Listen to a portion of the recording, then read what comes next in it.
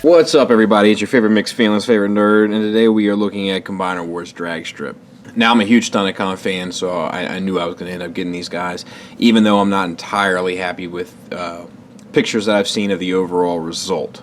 But I'm going to try to give this guy a fair shake, and I'm going to try to not lend myself to this kind of partisan battle that's going on right now between third-party guys and Hasbro guys, and you know, this idea that somebody would expect a $15 toy to be better than a $100 toy or vice versa. So I'm going to try to do this independent, and I'm just going to talk about this figure. I'm not going to compare it, well, I am in this skit because that's going to be funny, but I'm not going to compare it toy-wise to the more third-party market. I'm going to compare it to other Hasbro Deluxes and kind of think of it within that realm. So let's start with accessories. Obviously, you wouldn't have him carry that big hand on his hand because that's stupid, but I thought it was kind of funny, so I included it.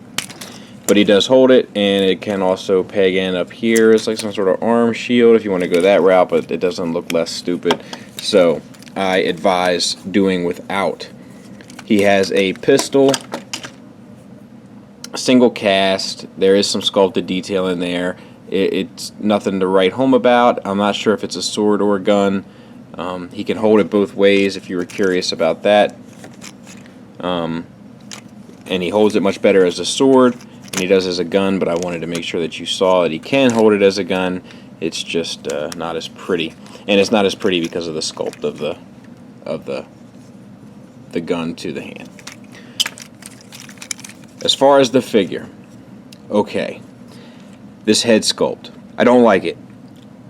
I don't like it because from the eyes up, it kind of feels like Dragstrip, but it doesn't down. I don't like this bit here, this like chin strap, how huge it is. It kind of makes him look like he's got a big goofy smile on, but he doesn't. He actually has a decent facial expression, but you can't really notice it, and it doesn't look menacing because he has the big kind of goofy smile on top of it. However, we do have red paint and blue paint on the eyes here and then up here, and then it's almost panel lined because of how the paint hits it, so that's actually a pretty nice detail.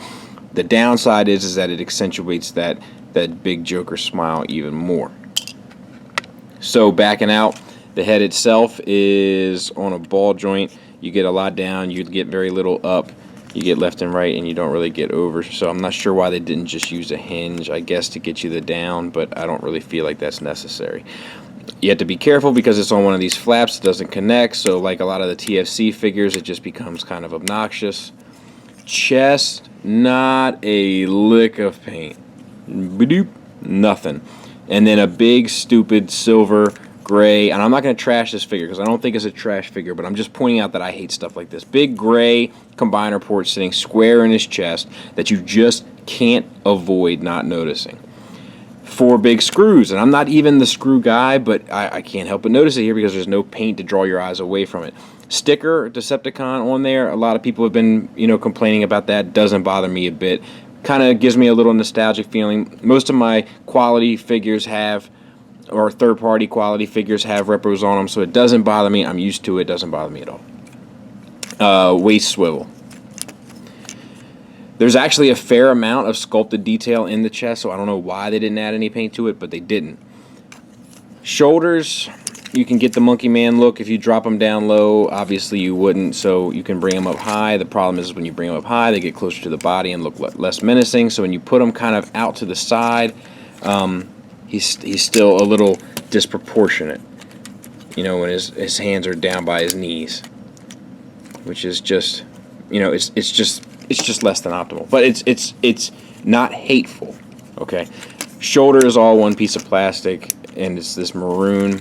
Like I said, we got this hinge here, and then we have a ball joint. So no real hindrances articulation-wise. You can get pretty much anything you want out of it.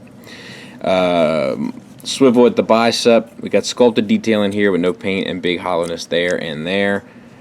Silver paint, maroon paint there. I don't like the sculpt of this. Like, I don't like the look of this on the figure, but that's just me. Wrist, you kind of get this for transformation, but it's it's definitely a cheat. Same on the other side. Hips, we have two different types of maroon, and the reason why is because this is yellow plastic with the maroon painted over top. So not only is it a different tone than this maroon, but also you get the yellow on the inside, and when you're looking down on it, you get these yellow kind of caps right in there. So less than ideal as well. And they are on ball joints, so you get everything you get out of a ball joint. And we got a thigh swivel. This maroon down here has like a gloss also to it, and so does the yellow on the back of here, but we'll get to that. We have a knee that gets you almost 90 degrees, and nothing really for the feet. You can bring them up, but it doesn't really help you get any real decent pose out of it, so why even mention it? We got silver paint here and maroon paint. We got the tires look nice between the silver and the black. And then on the back here, we have this one piece of yellow on both sides that has this glossy tint to it, and I don't understand why. It doesn't match any other yellow on the figure whatsoever. I mean, granted, you're rarely going to see it except in combined mode. I'm not sure if it's because this is where they put the stamps on the figure. I'm not sure. The backpack is handled quite nicely. It even plugs in, which is nice because it secures the nonsense. So that's nice. That's a nice touch. And outside of that, I got to say that's the figure. Turn his head around, and then you unplug the backpack, bring it up, swivel it around here, close it back up. It's a really tight tolerance. These tabs don't feel like they're going to break. They slide into those ports there, but it is a tight tolerance. You see I'm having trouble here. There. And we'll get the arms out for the second. We can tuck these hands in since we're there, because they go in that gap. If you wanted to know what that gap is for, that's where the hands go. If you were like, why would they put a gap there? That's where the hands go.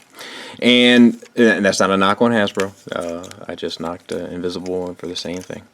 So turn this around and troll.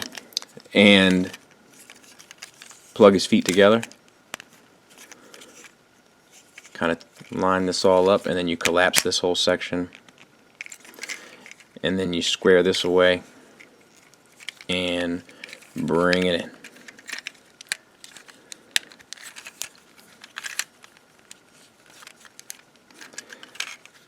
And that's his vehicle mode. And it's not a bad vehicle.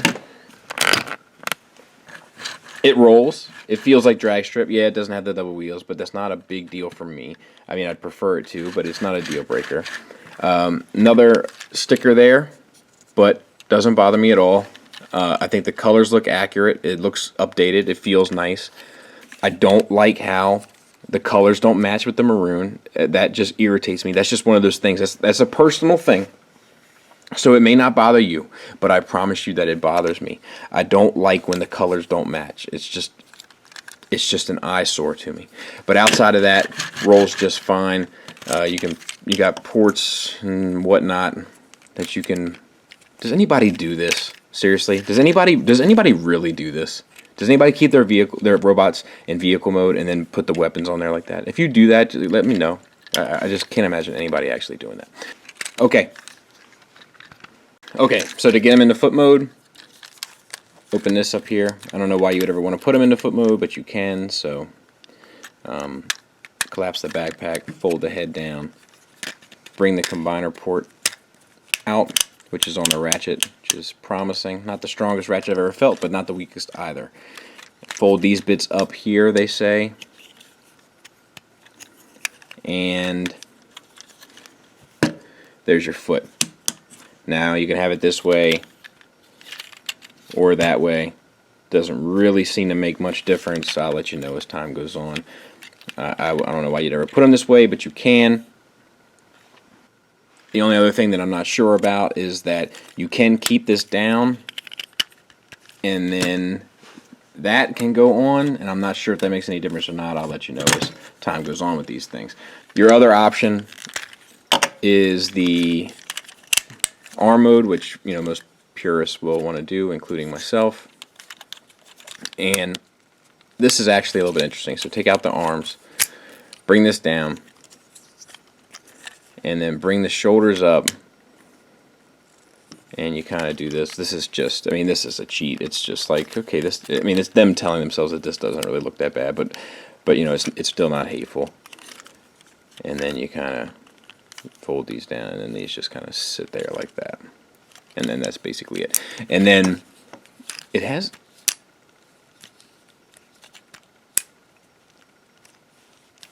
Okay, so we'll make the hand.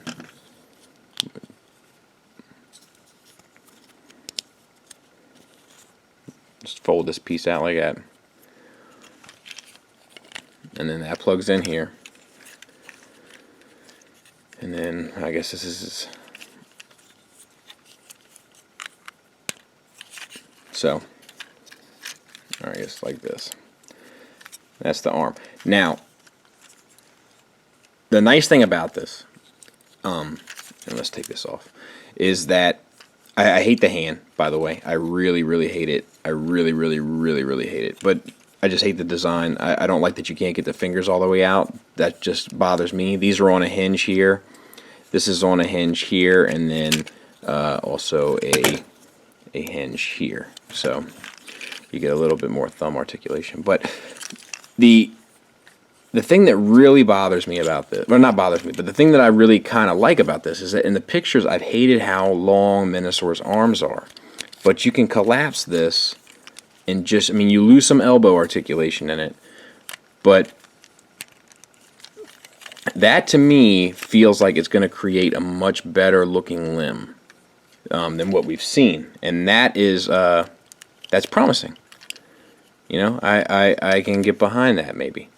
Size comparison wise, I'm not exactly sure what people would want to see, but there is the other drag strip. There's RC,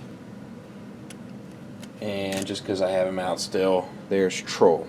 So final thoughts. My biggest issue with him really is proportions of the arms, which I think are too long, and there's a lot of corners that are cut there in the arms, between the sculpt and between the paint and between the gaps and between the hollowness and between all those sorts of things. There's just a lot of shortcuts in the arms that I wish they would have taken a little extra time and care and given us some better options for proportions. Maybe even if this hinge here would have been allowed to come up a little bit further, that would have been a nice option just to kind of shorten the length of those arms.